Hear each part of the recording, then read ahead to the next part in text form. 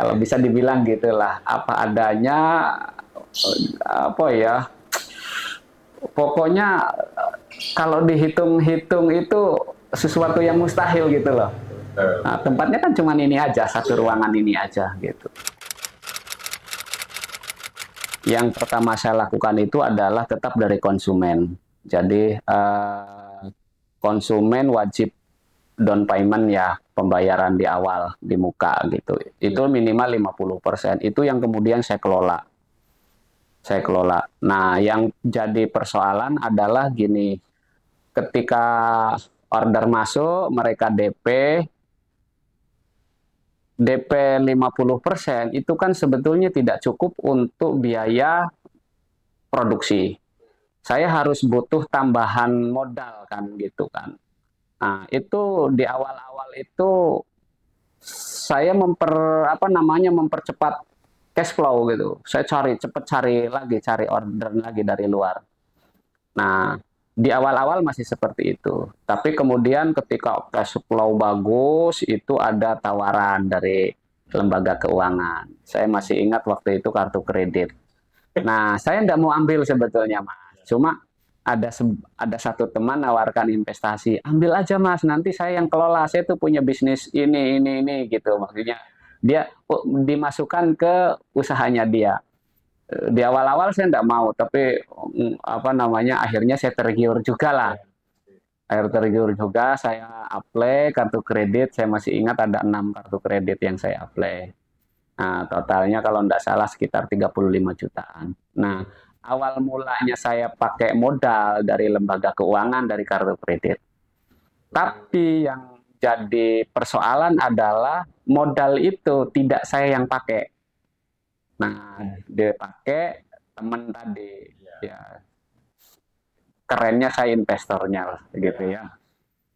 Nah, ternyata hanya berjalan baik itu 1 tahun. Dia bagus gitu kan, nutup, ngambil, nutup, ngambil, nutup, ngambil. Nah, masuk tahun kedua tiba-tiba hilang gitu. Mungkin nggak sampai 1 tahun juga sih, itu hilang gitu. Nah, hilang, akhirnya tagihan itu masuk ke saya semua. Iya. Nah, di situ sudah mulai kacau gitu. Sebelum pakai kartu kredit saya kan saja itu kan karena modalnya itu dari DP gitu kan, itu kan sebenarnya kan sudah tidak sehat Iya. ya. Padahal kalau mau sehat waktu itu saya lebih tegas lagi harusnya. Ya cash and carry, lunas di muka, harusnya gitu harusnya. Ini ilmu ini kan didapatkan setelah semua sudah terjadi kan. Nah, saya waktu itu ikut umumnya aja, umumnya DP 50% ikut. Nah, sebenarnya ini aja udah nggak sehat. Nah, toh yang cash and carry kan banyak. Digital printing itu kan semua kan cash and carry. Bawa desain, dihitungkan, bayar. Baru kan mereka cetakkan 2-3 hari, 1 minggu itu kan selesai gitu. Lah mereka semua sehat kan. Nah saya tidak melakukan itu gitu. Nah harusnya kan saya melakukan itu lebih tegas lah gitu. Nah karena sistem saya sistem down payment DP ya uang muka itu sudah cukup menggerogoti kinerja. Lah ketambahan lagi saya punya beban tadi harus bayar kartu kredit yang itu dipakai oleh bukan bukan saya gitu. Nah, akhirnya saya harus apply BPKB.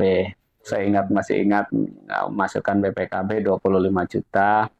Nah, cair ya di awal cukup lega lah bisa nutupi beban gitu. Tapi ternyata itu hanya sementara saja. Ibarat orang sakit itu cuman pereda nyeri gitu, bukan penyembuh sakit gitu loh. Ketika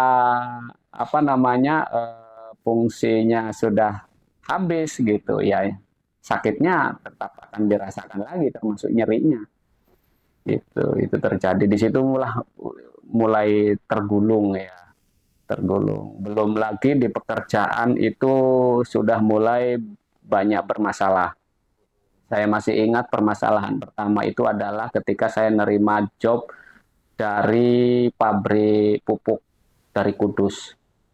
Nah, nilainya lumayan besar, 72 juta kalau tidak salah. Nah, DP-nya juga dia enggak kecil, itu 60% DP-nya.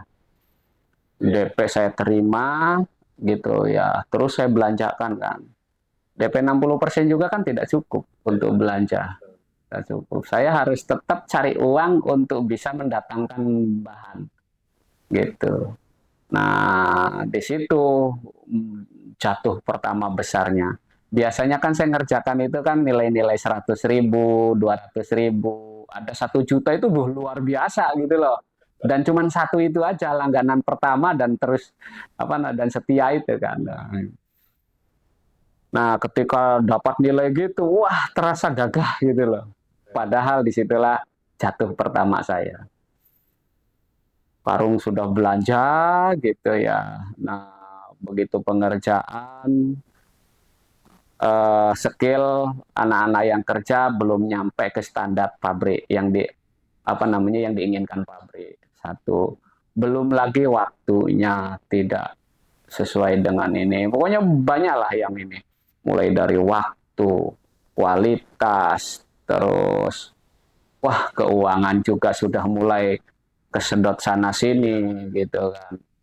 DP dari sana sana gitu dipakai untuk menyelesaikan pekerjaan ini. Yang ini kan akhirnya kan tidak terbelanjakan, tidak dikerjakan kan. Maksudnya dikerjakannya nanti nunggu ini selesai dulu. Itu kan sudah nggak sehat. Di situ mulai gulungnya di situ. Akhirnya karena tidak sesuai dengan permintaan dari segi kualitas dan waktu dibatalkan, Mas.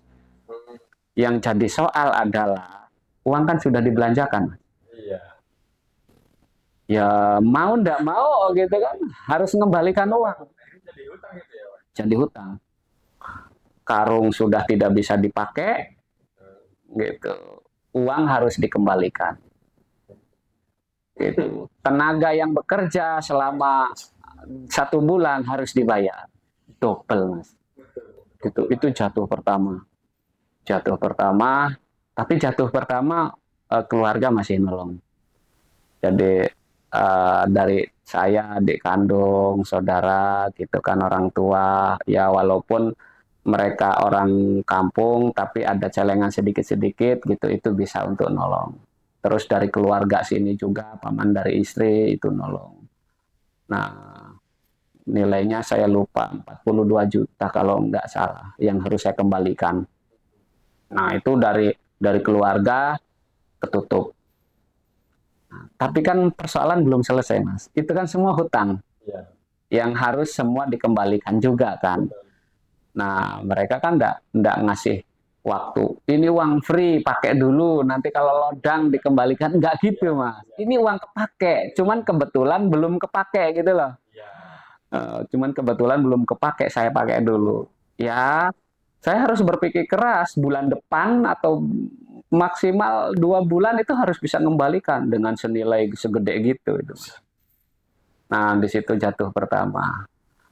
Tapi waktu itu masih ada pertolongan gitu, dapat orderan yang lebih besar lagi. Itu bisa sedikit ketutup, orderan besar itu saya kerjakan gitu. Cuman sudah mulai tutup lubang, gali lubang, tutup lubang, gali lubang gitu. Pekerjaan masih jalan.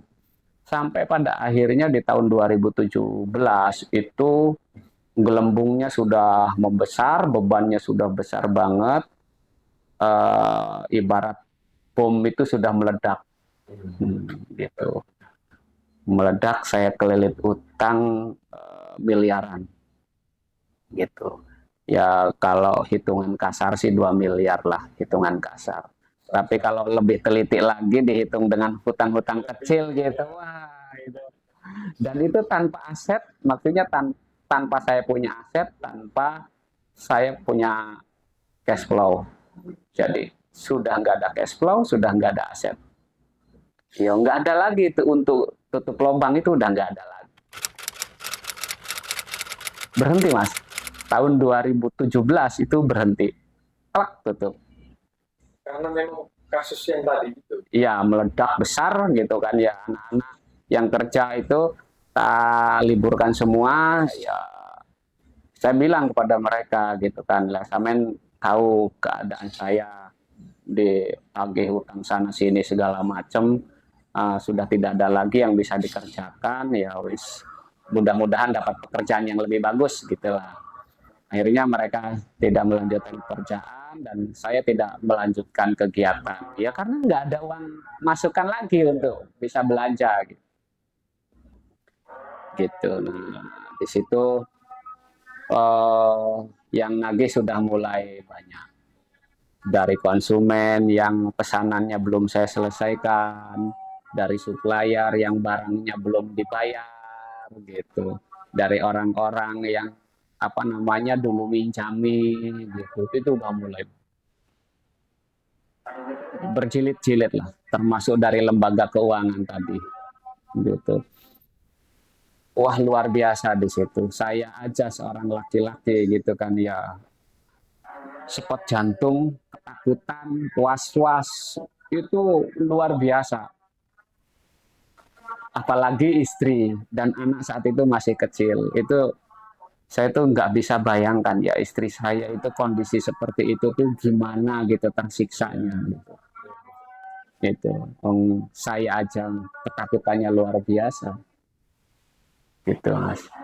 Nah akhirnya saya di sela-sela itu ya di sela-sela apa namanya vakum itu saya coba cari-cari peluang. Saya dapat satu flyer mas. Ada di situ pelatihan bisnis yang itu kalau saya bilang sih pesantren kilat lah. Pesantren kilat tahun 2018. Saya lupa bulannya. Nah, akhirnya saya ngikuti. Yang saya setor adalah data sebelumnya, waktu usaha masih berjalan. Karena ini kan pelatihan bisnis, kan nggak mungkin orang nggak punya pikiran saya saat itu. Nggak mungkin orang tidak punya bisnis bisa masuk, gitu kan. Saya harus punya bisnis, maka data-data yang saya kirim adalah data-data waktu masih berjalan, gitu kan ya. Ya, akhirnya dimudahkan saya ikut. Di situ saya tergambar semua, Mas. Jadi seakan-akan ini ilustrasi untuk saya pribadi ya. Iya. Tujuan saya, sukses saya, contoh ada di Surabaya gitu. Nah, tapi posisi saya saat ini adalah di hutan belantara, ya entah itu mungkin hutan gunung apalah, Semeru tah apalah, pokoknya di hutan belantaranya ya, gitu.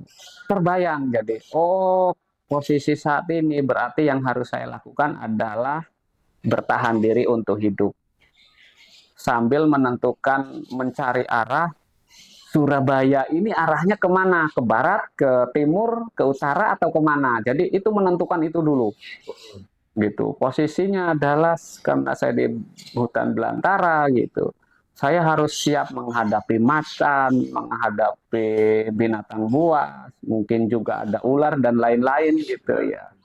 Dengan kondisi jalan yang tidak ada gitu. Nah, kan saya harus berjalan kan untuk keluar dari hutan belantara itu. Nah, itu yang kemudian saya latih. Mentalnya saya latih, arah langkahnya saya sudah mulai petakan, sudah mulai tentukan gitu. Dan secara apa ya menghadapi resiko di depan itu saya lebih siap gitu. Contoh kalau ilustrasinya tadi ada singa gitu, ada macan, ada binatang buas. Ya menghindar ataupun melawan saya harus selamat gampangannya gitu. Jadi saya ada mental dan itu saya latih betul-betul mas. Saya betul-betul latih. Nah mental saya sudah kembali. Akhirnya apa yang saya lakukan? Orang-orang yang berjilid-jilid itu nagih segala macam. Yang dari bahasa halus sampai bahasa nggak halus lah. Sampai kasar, sampai segala macam maki-maki itu saya hadapi mas. Saya punya mental. Saya sudah berani untuk menghadapi mereka. Bahkan bisa sampai pada satu titik kalau saya wallahu alam ya maksudnya saat itu gitu umur saya tidak nyampe, setidaknya ini adalah perjalanan saya memperbaiki kehidupan. Ini perjalanan saya berjuang untuk menyelesaikan tanggung jawab gitu. Keyakinan itu yang saya pegang. Akhirnya ya saya hadapi aja gitu. Saya masih ingat malam-malam diculik, ya, dengan badan besar-besar dibawa ke mobil paksa gitu. Itu saya masih ingat banget lah masa-masa itu. Yang namanya senjata itu model apa aja udah lihat gitu loh ya. Mereka keluarkan untuk ngancam.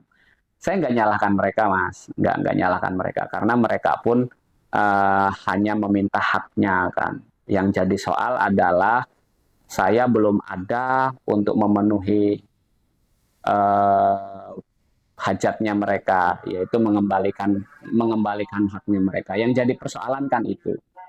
Nah, itu yang kemudian ya saya coba untuk negosiasi. Semua saya negosiasi, termasuk dengan lembaga keuangan. Gitu.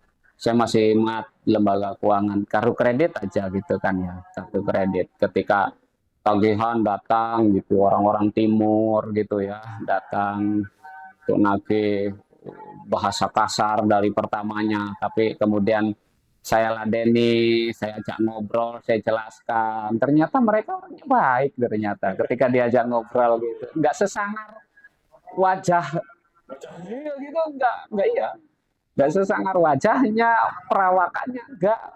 Ketika diajak ngobrol gitu, ya di awal aja masih kelihatan sangar gitu ya. Setelah ngobrol nggak halus kok mereka ternyata baik gitu kan. Bahkan mereka menjadi pembela saya ketika kembali kepada kantornya atau bosnya. Kan setelah kunjungan gitu ya, nagih, ngajak ngobrol, diskusi gitu. Mereka kan harus kembali laporan kan. Nah, mereka jadi pembela saya ternyata. Pak Hum itu ada di rumah mau tanggung jawab segala macam gitu. Cuma kondisinya saat ini sekian bagaimana dia jelaskan dengan baik gitu loh. Membela saya ternyata di hadapan ininya gitu. Nah, di situ mental saya mulai naik lagi gitu ya.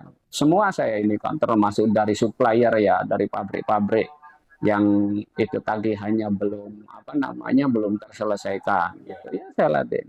Ya dia mereka yang diajak diskusi nyambung juga ternyata. Di situ mulai ketemu solusi-solusi. Contoh waktu kartu kredit saya tagihannya kan ratusan juta. Ya, begitu saya minta print apa tagihannya, di situ kan kelihatan kan pokok belum terbayar berapa, bunga belum terbayar berapa, dendanya berapa total gitu kan. Nah, saya coba negosiasi. Nah, ini negosiasi saya tanpa ilmu, tapi ternyata saya dapat ilmunya ya sesuai apa yang saya lakukan itu loh. Tapi setelah selesai, sayangnya setelah selesai saya dapat ilmunya, ilmu negosiasi itu. Nah, yang saya negosiasikan gitu kan, saya tidak mungkin bayar segini banyaknya. Ya, goal saya adalah keringanan. Keringanan yang memungkinkan apa? Jangan pakai denda dong, gitu. Jangan pakai bunga, gitu. Toh saya ada pembayaran sebelum-sebelumnya kan taat kan, gitu. Jadi dari negosiasi itu denda hilang, bunga hilang, tinggal pokoknya. Ternyata pokok itu pun itu masih bisa dinegokan karena di lembaga keuangan itu ada program-program yang nggak mesti ya ini bukan rutin tapi ada program-program ya termasuk pemutihan, keringanan gitu-gitu. Nah saya dapatkan itu dari apa namanya 6 kartu itu semua saya dapatkan, tidak bunganya tidak dikenakan, terus dendanya itu dihilangkan. Nah, pokoknya ini itu pun dapat keringanan. Ya, saya dapat infonya kan dari tadi penagih tadi, kolektor tadi loh. Pak, ada keringanan loh bulan ini, tapi tolong sampai bulan ini sampean ya setor lah berapa-berapa, pokoknya ada ini itikat baik lah ya. Tagihan tagihan puluhan juta mas, ratusan bahkan ya ya kalau kalau dari 6 itu kan berarti kan puluhan ya. Nah cuman bayar itu 100.000 ya geopo gampangannya gitu, tapi itu menunjukkan etikat dulu sih gitu kan. Sampai pada waktu yang diinfokan oleh pegawai saya ajukan itu keringanan itu saya ajukan Nah, ternyata dapat, bukan hanya dapat potongan hutang pokok, ternyata itu bisa diangsur juga, bahkan diangsurnya sampai 2 tahun. 2 tahun. Saya masih ingat yang harus dibayar pada saat itu 28 atau berapa ya, nilai totalnya saya lupa karena 6 tadi ya. Seingat saya totalnya 28. 20 total tapi itu. Nah, itu saya angsur. Dari bank ini saya nego seperti itu sama gitu. Terus kemudian setelah nilainya ketemu, saya nego untuk angsur gitu. Ya tidak semua pegawai langsung ini ya merespon dengan baik ya. Bahkan ada, loh mas, sudah dipotong kok minta diangsur lagi gitu. Ya ini kan permohonan gitu. Siapa tahu di ACC gitu. Ya sempat beberapa kali debat gitu sempat. Ya akhirnya sama mereka diajukan juga ke bosnya gitu, ke atasannya. Ya di ACC semua ternyata gitu loh. Akhirnya saya angsur. Nah, beda dengan BPKB. BPKB itu kan cair, saya nilainya kan lebih besar daripada nilai sepeda Iya. gitu. Nah, ketika apa namanya saya gagal bayar, ya saya mendingan daripada pusing ya, udah ambil aja sepedanya gitu. Ternyata penilaian bank itu nggak seperti itu. Kalau mungkin ya ini mungkin bisa jadi saya salah. Mungkin kalau saya ini adalah dari pihak bank gitu kan. Utangmu sakmene dibayar sepeda regane sakmene gitu kan ya. Lo nggak masuk gitu, daripada nggak masuk udahlah sampean kerjau pakai sepedanya gitu. Nah, akhirnya sepeda itu nggak diterima gitu, nggak diambil. Ya saya kerja dengan sepeda itu. Nah, saya kumpulkan uangnya, terus saya bayar, saya lunasi. Ya, dalam hal riba itu begini, seperti tadi saya jelaskan, saya terlilit. Ketika tidak ada omset, tidak ada aset, sedangkan tanggungan hutang ke bank itu ada. Kartu kredit 6, yang itu dari mulai pertama 35 juta kalau nggak salah ingat ya. Iya. Karena pembayaran beberapa tahun itu bagus, dia makin besar, di top up secara otomatis. Oh. Kartu kredit banyak yang seperti itu, melakukan itulah. Nah, sedangkan itu kan tidak saya pakai. Iya. Ketika besar-besarnya kartu kredit, tagihannya maksudnya limitnya itu keluar gitu dan saya tidak pakai apa-apa, teman lari, saya bangkrut begitu. Akhirnya kan tagihan semua ke saya. Iya. Nah, belum lagi saya untuk memutuskan untuk pinjaman melalui PPKB tadi. Betul, Iya. nilainya cuma 25 juta. Besar itu. Nah, itu juga tidak bisa terselesaikan pada saat itu. Akhirnya kan saya berurusan dengan bank. Nah, cuma karena saya dapat bekal tadi dari pesantren kilat tadi ya, kita memang 3 hari, itu saya punya mental untuk menghadapi mereka. Yang tadinya saya lari, takut, segala macam gitu, menghindar ya. Akhirnya saya punya mental untuk menghadapi mereka. Negosiasi semua. Bahkan saya ingat tagihan kartu kredit yang nilainya itu mendekati 100 juta ya. Itu saya nego, ternyata mereka ngasih pelonggaran yang sangat luar biasa. Tadinya kan hitungannya hutang pokok, Iya. bunga, denda. Luar biasa besarnya. Padahal pada faktanya saya nggak pakai. Ya, karena kan yang pakai kan orang lain.